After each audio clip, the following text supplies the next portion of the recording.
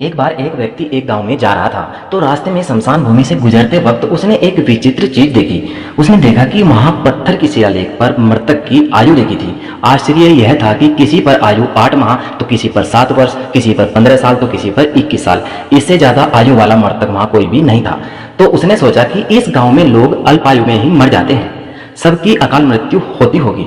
जब वह गांव के भीतर गया तो लोगों ने उसकी खूब सेवा की, सत्कार आदर सम्मान दिया और वो आदमी वहीं पर रहने लगा। लेकिन उसके भीतर यह भय सता रहा था कि वहां रहने पर उसकी भी जल्दी मौत हो सकती है। इसलिए उसने वह गांव छोड़ने का निश्चय किया और वापस चलने लगा।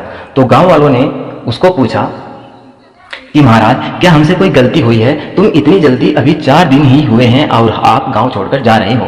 तब उस व्यक्ति ने अपने मन की आशंका बताई कि यहाँ के लोग ज्यादा दिन जीवित नहीं रहते, इसलिए मुझे यह भय सता रहा है कि मैं भी कहीं जल्दी ना मृत्यु को प्राप्त हो जाऊं।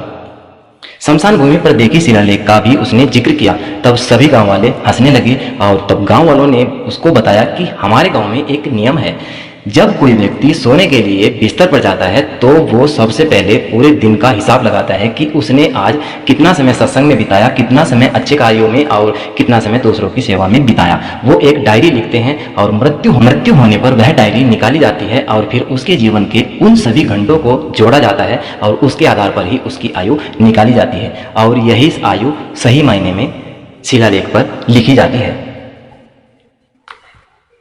अर्थात व्यक्ति का जितना समय सत्संग में बीता, सेवा भजन में बीता, वही उसके जीवन का सर्वश्रेष्ठ सार्थक समय होता है। और यही बात हम सब पर भी लागू होती है। अपने जीवन में जितने साल या जितने दिन हमने सत्संग, भजन, कीर्तन और अच्छे काम किए, वही हमारे संग जाते हैं, अन्यथा सारे के सारे धरती पर ही रह जाते हैं।